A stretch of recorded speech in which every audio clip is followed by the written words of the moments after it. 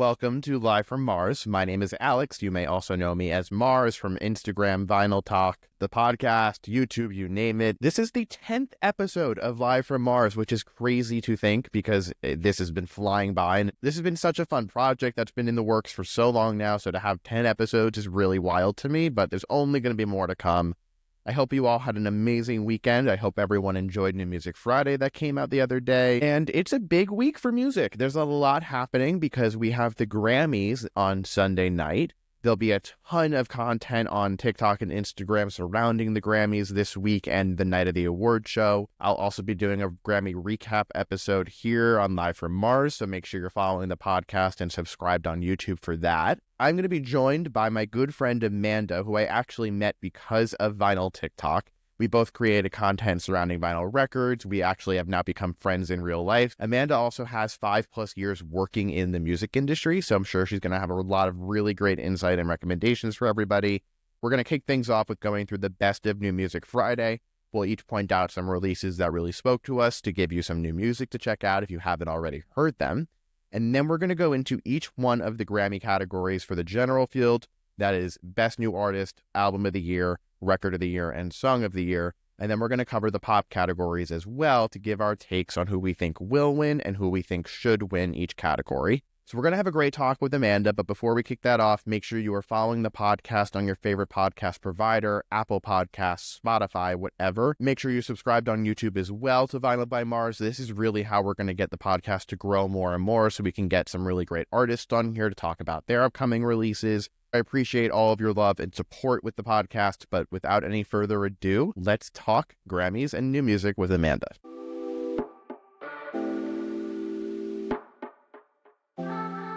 Amanda, welcome to Live from Mars. Thanks, Alex. I'm very happy to finally have you here. I know we've been talking for a while about finding the right episode for you to come on, so appreciate your time and that you're here to join us and talk everything and anything Grammy related. Heck yeah. Thanks for having me. Obviously been wanting to come on. Life's crazy, but yeah, this is definitely a topic I want to talk about. Oh yeah. The Grammys are a week from today when we're filming this. So this will be out tomorrow, Monday, the 27th.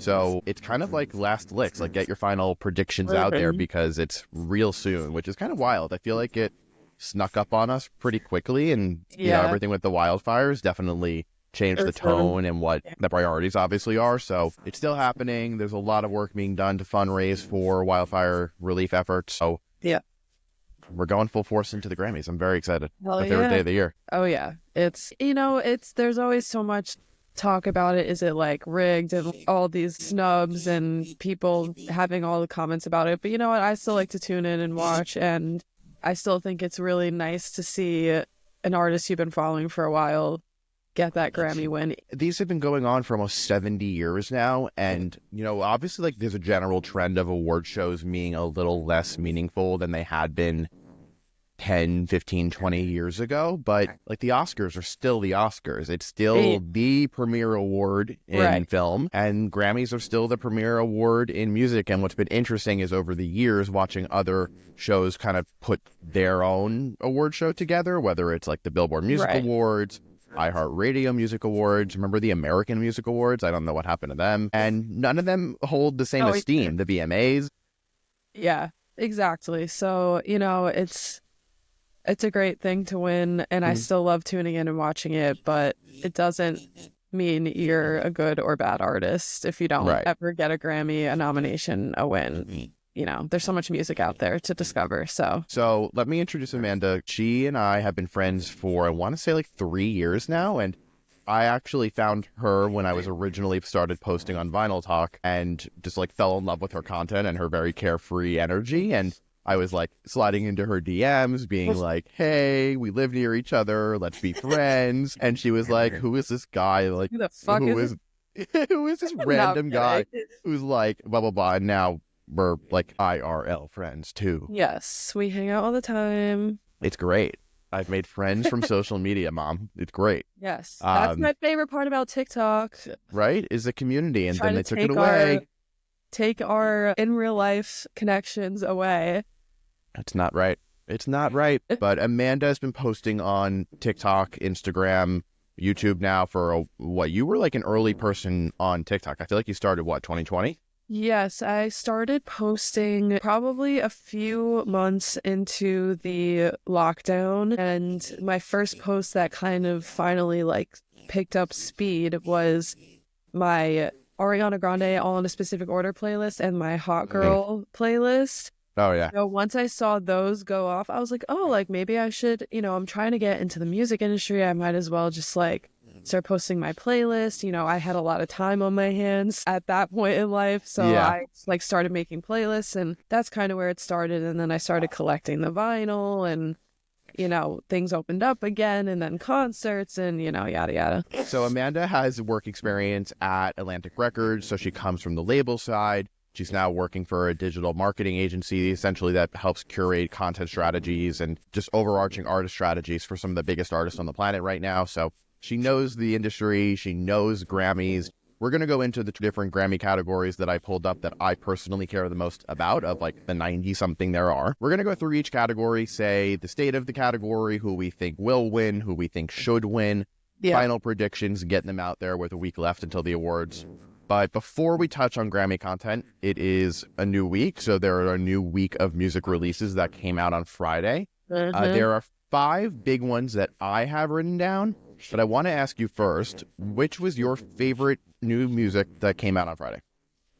Mine, of course, has to be Sports Car by Tate McRae. I have been waiting for that to come out since she'd been teasing with the snippet. I've probably played it at least 100 times since yesterday. Oh my God. No, like, I will, like, loop it. Like, it'll be... It's been stuck in my head. And when the song originally came out, did I text you at, like, what, 12:30 in the morning? Yeah, you, like, replied to my story or something because Yeah. I posted it. And I was like, oh, I don't get it.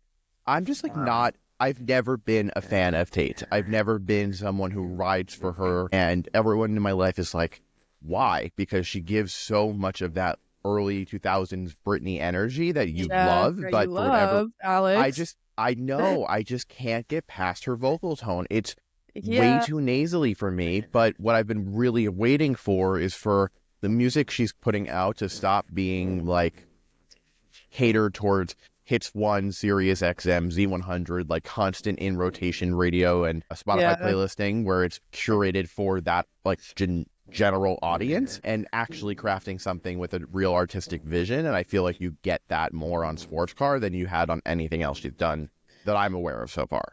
Yeah, I definitely think this is her best single so far from the new era. I agree that it's very like commercial pop music that she's putting out, but like I feel like this is what I've been wanting from someone who's as big as her. Like it's just like a pop banger. She's touching like her sexual side, like, and just like really embracing that. I like seeing her progress into this era. Like she started going viral with You Broke Me First, which was more of like a ballad, like a sad ballad. And I loved that one though. It felt a little post Billie, being in this like dark bedroom pop-esque sound. And I was really surprised that she pivoted kind of far away from that. Yeah, so then she got more pop and she came out with Greedy and her last album, Think Later.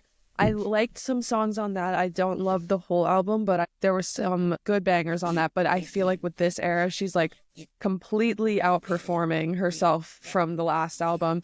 The dancing is insane. I love that she can perform. She didn't have to learn to dance because she became a pop star. Like that was her original thing. That is definitely my favorite release. And then I really liked the new Lord Huron song with Kristen Stewart. I was so confused by it. Yeah, no, I was like, what am I listening to?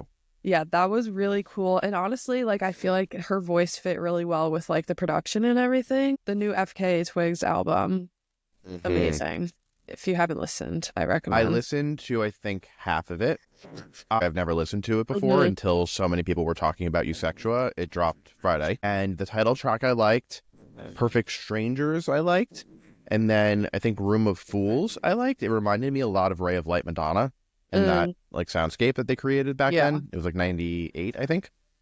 There was one song, like Drums something, that I had to turn off because I hated it so much. But it probably is just not for me. And that's okay. Yeah, it's very like experimental, so it's not like commercial at all. No, not at all. Pitchfork gave it a 9.1. Yeah, I mean, I love it. It's completely the kind of music that I like. And the new Joe song I liked, but I don't like it as much as his older stuff. Same. That is Joe Keery, who is Yeah. Steve Harrington on Stranger Things. He had the huge hit last year, End of Beginning, off of 2022's Decide. His first single off of the upcoming album, I think it's called The Crux. That's due in April, I believe. Yeah. The single is called Basic Being Basic. It feels Really? like it fits within his world. It just like doesn't offer so much new for me. Yeah. Like, I'm definitely going to go back to 2020 and decide. Right. Well, we'll give him time. He can come back around. Yeah. What the about other thing? you? Yeah, the other one that I actually really enjoyed that I wasn't expecting to was Teddy Swim's album. I've Tried Everything But Therapy Part 2. I didn't listen to that. I actually really enjoyed it. And he was someone who I kind of just brushed off because Lose Control was just one of those random, I felt like a one-hit wonder kind of energy, and I didn't think it was worth spending time with his discography. Yeah. And then I heard The Door, and then I heard Bad Dreams, and I'm like, ooh, like I really like these. And the new album was good. I really enjoyed it. I saw mixed reviews. I think like The Guardian gave it 2 stars, and then I think it was maybe Rolling Stone or NME gave it 4. Wow. Yeah, I think NME gave it 4 stars, but it was good. And he has a really unique tone, and that's something that is working right now. So he kind of goes a little bit deeper into the Bad Dreams sound. There's a lot of Fleetwood Mac inspired moments on the album, like their song Dreams. There's a song on there that sounds very much in that like sonic palette. And I thought it was pretty good. Yeah, I think he's super talented. I haven't really gotten into his music yet, but I would definitely take a listen for sure. You know what I really didn't like? I don't know. Bruno Mars and Sexy Red. Oh, yeah, no. Fat, juicy, and wet. Yeah, I feel like it could have been so good, and it just was not good. No, it was not good. It's dirtier than WAP, which is wild to even say. It felt completely unnecessary. And after Bruno has had 2 mega hits with female collaborators, this one kind of came out of nowhere. Yeah. This one was just bad. This was bad. I just don't know what the idea was. Like when they went into making this song, were they trying to outdo WAP? Or was it just... I feel like, yeah. Let's just throw shit at the wall and see what sticks. I think Bruno is just collaborating with big popular artists right now and trying to get his spotlight back, you know? Well, this was a swing and a miss, and that's it. All right. So we're going to pivot over to the Grammys. I have the list of these 24 different categories. We'll go through each one. So I want to know from you, Amanda, what your take is, who you think will win, who you think should win. And I figure let's kick it off with the big 4. We can start with Record of the Year. So Record of the Year, Song of the Year, Album of the Year, and Best New Artist are the big 4. Yep. And the difference between Record of the Year and Song of the Year is that Record of the Year is awarding that specific recording of the song, and the award goes to the vocalist, the producers on it. Song of the Year goes to the songwriters. So if you don't write your own music and you're nominated for Song of the Year and win it, but you didn't write the song, you don't get the award. It goes to the songwriters only. So Record of the Year, the nominees are Now and Then by the Beatles, Texas Hold'em by Beyoncé, Espresso Sabrina Carpenter, 360 Charli XCX, Birds of a Feather Billie Eilish, Not Like Us Kendrick Lamar, Good Luck Babe Chappell Roan, and Fortnite Taylor Swift featuring Post Malone. Okay. Who I think will win, I could see them pulling some shit and having the Beatles win this one. I know, me too. Me too. Who I think should win. Okay, I'm going to probably be biased on all of these because I'm going to want You Charli 100% to win are. all of these. Yeah. I knew going into this. Yes, of course. I know you well enough. I'm like, you need to try to take the bias out of it. 360 by Charli. I could also see Grammys picking Good Luck Babe. Because honestly, that record was crazy. One of, if not the best pop song of the year. Yeah, so if we're thinking like production-wise, like, I could see Good Luck. Yeah, so Record of the Year over the last few years has gone to the biggest hit, the biggest commercial success. I mean, Flowers won it last year. Throughout the 2020s so far, the winners of Record of the Year have been Bad Guy Billie Eilish, Everything I Wanted Billie Eilish in 2021. So back-to-back years, she took it home. Leave the Door Open, Silk Sonic. After that was Lizzo's About Damn Time. And then last year was Flowers by Miley. Yeah. So these have been tending and leaning more towards the biggest like commercial hit of them. And for that reason, I think this is going to Espresso. Yeah. I could see that. That is my pick for record of the year. Yeah. I You're think right. it's an interesting one because the songwriting is actually the part that I enjoy most of it. It's quirky. It's very clever. Yeah. The play on words, Mountain Dew it for you. Like, who would think to compare being with them to drinking espresso? Like, it's very clever, but I think this has a better shot at record of the year over song of the year because so many people may just brush it off as a silly pop song with not so much depth that I think it'll fare better in record. If it's not going to go to Sabrina, I think after Sabrina, it would go to Billie for Birds of a Feather because back in the lane of awarding massive commercial hits, Birds of a Feather was the biggest hit off of Hit Me Hard and Soft. Billie is a Grammy darling. They literally adore her to the point where she swept the Big Four in 2020. She won this category, the same category, back-to-back years, 2020, 2021. So I would not be surprised if that happened. And then to your point about the Beatles, I could see them pulling some shit like that. Because it's the Beatles. Yeah, and if I remember correctly, the Grammys weren't so warm to the Beatles when they were actually together. Yeah, so the Beatles, I could see happening. Like, they could just make it a moment to award the biggest and arguably best band in history and throw them record of the year, and it would be Bonnie Raitt, Just Like Us, winning song of the year, and that came out of nowhere, and you never know. It's the Grammys. They love to fuck things up when they don't need to. Yeah, for sure. I agree with your points with Espresso and Birds of a Feather. But which one do you want?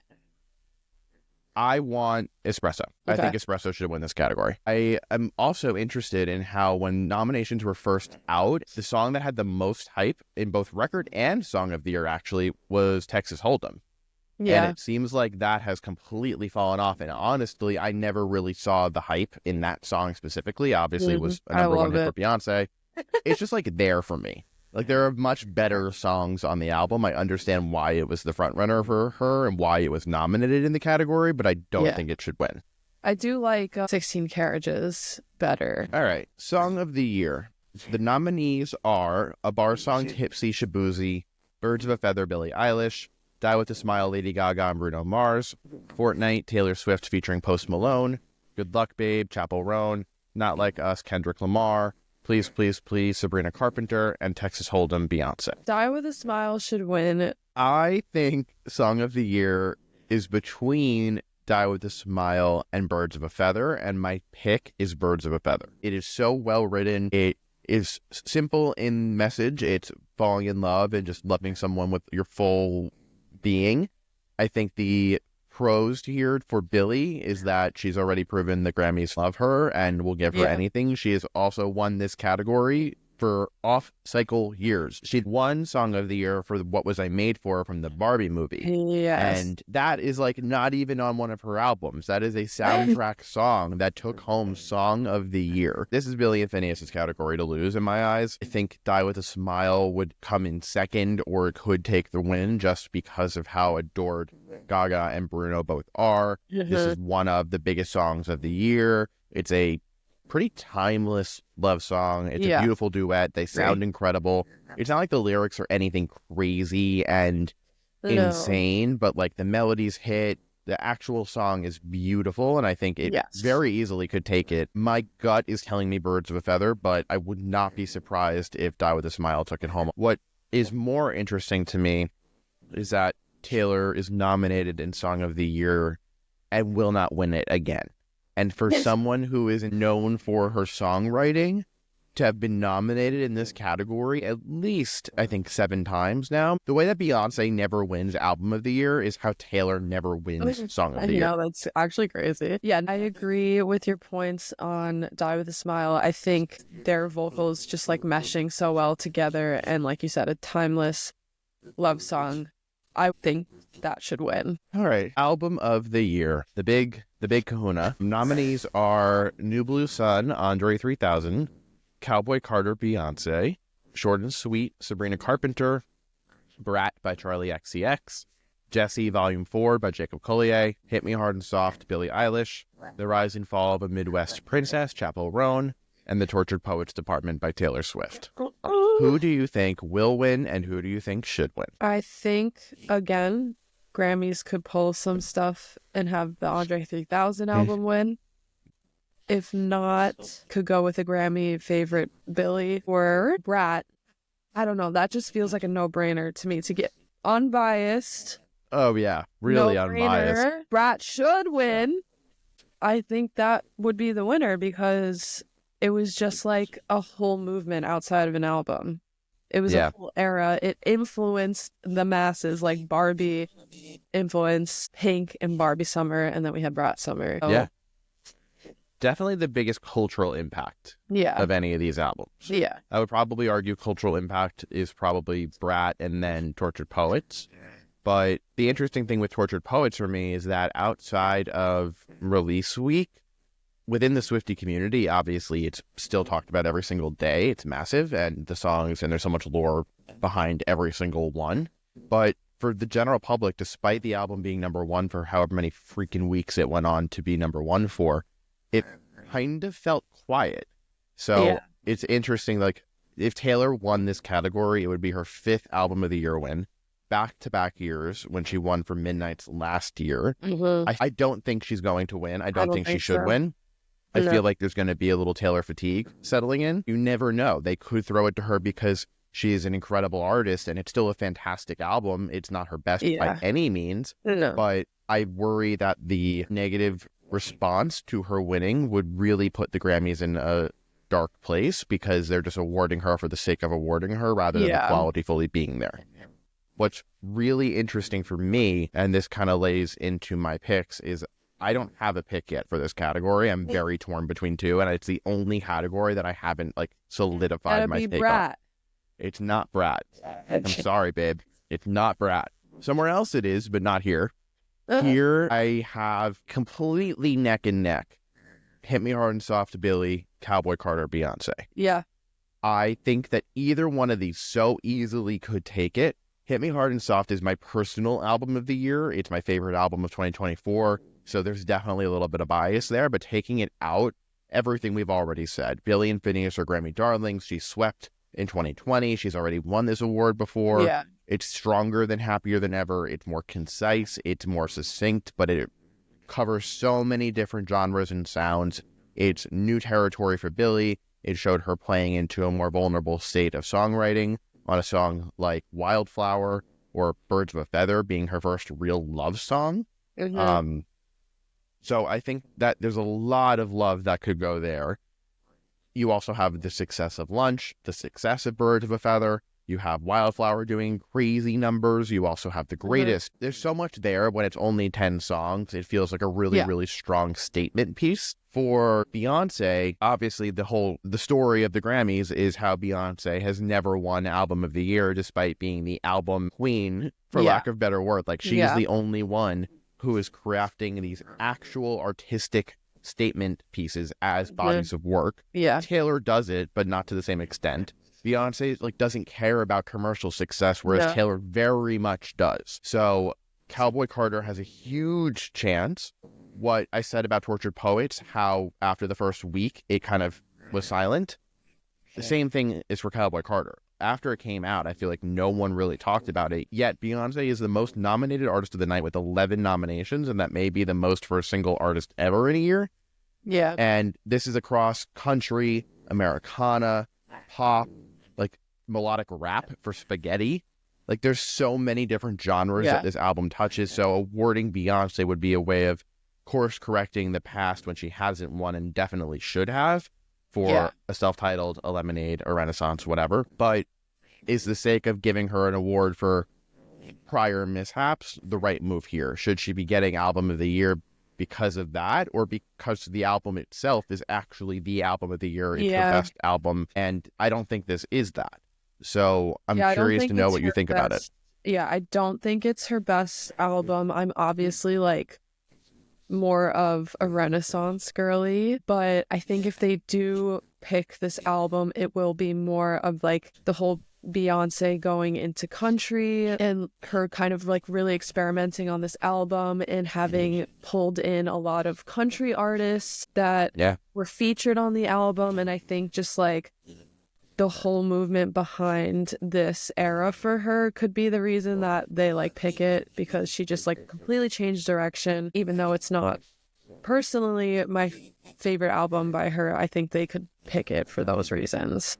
Yeah, and the tapping into different genres but reframing what genre is kind of the point of this album of Renaissance, this whole like 3-act thing that she's been doing. The way that she was able to bring in massive country names from the past while also using this platform as a way of introducing up and coming country talent. I mean, Shabuzi is nominated across the board at the Grammys, and he was on Cowboy Carter, and this was really before Bar Song Tipsy made it to the extent that it blew up. So she was there handing him the keys to the car. So I think it has a really good shot. But to your point about Andre 3000, I feel like that's going to happen. Because if you're looking at this list, if you're looking at this list, 6 of the 8 nominees here are like big, heavy hitter, top female artists. You have Beyonce, Sabrina, Charli, Billie, Chappell, and Taylor. It's not going to go to Jacob Collier. We know that. So those votes, those 6 artists can be splitting up the vote that Andre 3000 could have enough to pull it off. You saw something similar happen with Harry's House, where it was really going between 30 Renaissance and then Harry's House took the win. So it's possible. And if there's going to be a split, Andre 3000 is going to win an Album of the Year. Yeah. I'm convinced it's going to go to Brad. Of course you are. You can't deny Brat Summer. You can't, but I think she'll do very well in the dance categories, but I don't see it translating beyond into the general. Personally, I could be wrong. You better not fuck this one up. We'll see. Best New Artist. Nominees are Benson Boone, Sabrina Carpenter, Doechii, Khruangbin. I'm definitely butchering that. Ray is correct. Okay, all right. I didn't butcher it, hopefully. Ray, Chappell, Roan, Shabuzi, and Teddy Swims. I think it will go to Chappell or Sabrina. I would love to see if Doechii won this, because she has been having a huge moment.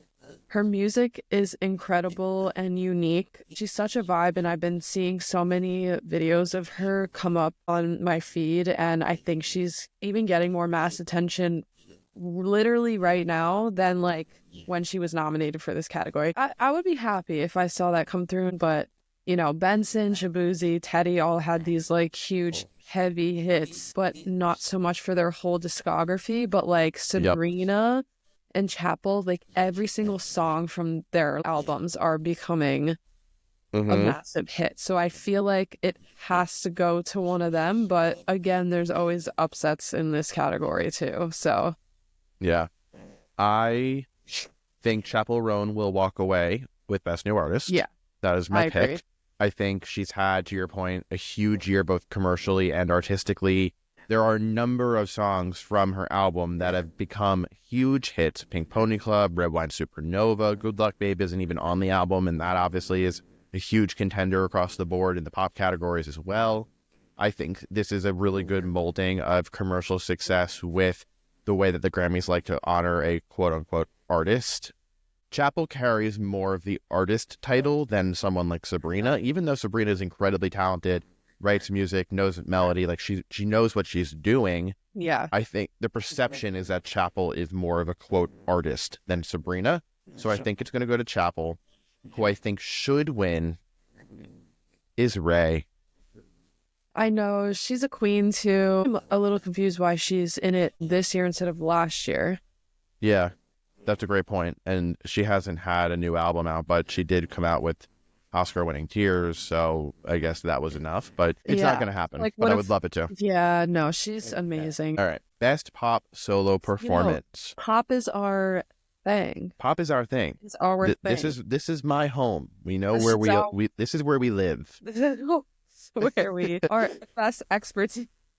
Yeah. Nominees: Best Pop Solo, Bodyguard, Beyonce; Espresso, Sabrina Carpenter; Apple, Charli XCX; Birds of a Feather, Billie Eilish, and Good Luck Babe, Chappell Roan. I think Good Luck Babe should win. Chappell is an incredible singer. Everyone in this category is. Yeah. But Chappell's vocals on this song, especially when she like hits the higher notes in the chorus, like think They're that so good. Deserves to win. Obviously, Billie's like voice is incredible, but I don't think Birds of a Feather is necessarily like one of the songs where she shines the most vocally. Espresso is definitely not Sabrina Carpenter's best pop song, best vocal performance. Beyonce can sing anything, but maybe Bodyguard doesn't highlight that as much as her other songs. I don't know. I will actually not be biased. I am not picking Apple for this one, okay? I'm not being biased. I'm picking Good Luck Babe. As who will win and should? Yes. Well, Okay. I don't know if will win, but what do you think? I think this is going to Espresso. I really do. I think this is Espresso's like best chance, more so than Record of the Year. The songwriting is incredibly clever and witty. The production is fun and lighthearted. It feels like a perfect meeting of the worlds here for me. The last few winners of this have been Lizzo, Truth Hurts, Harry Styles, Watermelon Sugar, Driver's License, Olivia Rodrigo, Easy on Me, Adele, and Flowers, Miley Cyrus. So I'm predicting a victory here for Sabrina. I think she has a much better shot here than in Record of the Year, even though I really do think Record of the Year will go to her. If not her, then the Beatles I could see happening like we discussed. I don't think pop is the right genre for Charli's chances here. It's definitely the dance categories more than pop. So that takes Apple out. Yeah. I think same argument is with Beyonce, that it's awesome that she's so expansive across different genres, but Bodyguard, even though it's my favorite song on Cowboy Carter, it's not going to take it here. Yeah. And Birds of a Feather, I think, plays more into Song of the Year than pop solo, but I could also see it going there. I think who will win is Espresso. I think who should win is Good Luck Babe, Chappell. It's one of the best songs of the last few years. Yeah. The bridge is incredible. Her delivery is everything on that song, and it only works because of that. I think that it deserves the win. I don't think Chappell's going to really walk away with anything other than Best New Artist. So if there was another category that I would like her to take something from, it would be this one. We shall see. All right, Best Pop Duo / Group Performance, Us, Gracie Abrams featuring Taylor Swift, Levi's Jeans, Beyonce, Post Malone, Guess, Charli XCX, Billie Eilish, The Boy Is Mine, Ariana Grande, Brandy, and Monica, and Die With a Smile, Lady Gaga, and Bruno Mars. I think this will and should win because I'm manifesting it. Guess, obviously. Again, the cultural impact of that duo was huge. Okay, The Boy Is Mine, amazing song. That should win on its own, but I feel like adding Brandy and Monica on it wasn't like as big of a moment as Charli adding Billie on Guess. Us, I don't think really did that well at all. I'm not like a huge fan of that song. Levi Jeans, I don't think so. And then I could see Die With a Smile happening too, just because of like the magical performance of Gaga and Bruno. But I think Guess had more of like a insane moment. It was insane. I am not far off from you. So when the nominations first came out, and really up until the holidays, I was dead set with you that Guess was going to take it home because of the year that Charli had, the impact of Brat, how much they love Billie, having the two of them together. It feels like it was tailor-made for this category to win. I wish that this was Girl So Confusing with Lorde, because that is the better collaboration of the two. Hell no. I completely disagree. Absolutely not. Girl So Confusing should 100% be in this category, but the reason why Guess is because it's Billie and they'll win. I think like the whole Lorde thing was obviously awesome with them like putting their beef aside and like coming to make like this iconic song, but I'm just going based off like which two artists together that I like better, and it's 100% Guess. Like that song is a banger, and Billie getting on it, adding the lunge part in it was very well done. Yes, it was. It was also the most electric part of Billie's show, and it wasn't even her song. Because it was really, really great seeing it live. I think Die With a Smile is going to win this category. Yeah, I could see that winning for sure. Yeah, like it's Gaga and Bruno. How do you not give it to them? And especially in this category compared to the other ones that it's nominated in, not nearly as good of a shot. I think it's Gaga and Bruno's to take. And then if not, I would give it to Guess. The Boy Is Mine, I wish did better. And the Randy and Monica inclusion was tastefully done with the reinterpretation of their The Boy Is Mine, but I don't think it made any impact whatsoever. Yeah, no. Levi's Jeans, I think, is one of the weaker songs on Cowboy Carter, and Us with Gracie and Taylor. It's very telling to me that Us is nominated here and Fortnite isn't. And that should say it all. It feels very weird to me that Fortnite wasn't included in this category when it was nominated in the general field.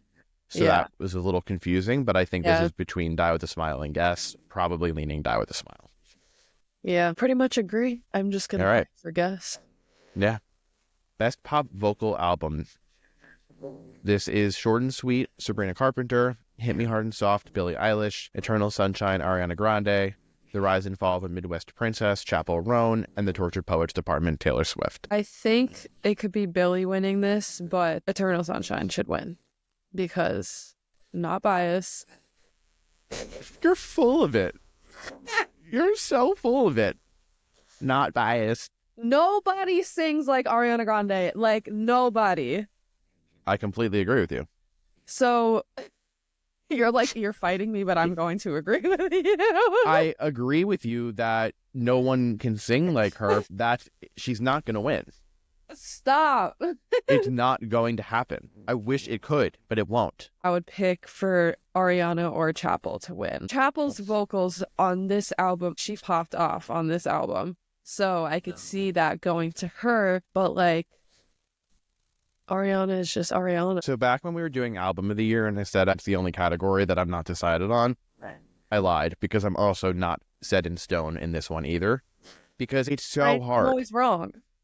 I am between Short and Sweet and Hit Me Hard and Soft for this. I would not be surprised with Hit Me Hard and Soft here at all. It feels like a way of honoring Billie and how much the Grammys and the Academy love her. If they end up not going the route of giving Hit Me Hard and Soft Album of the Year, this would be a good place to award Billie.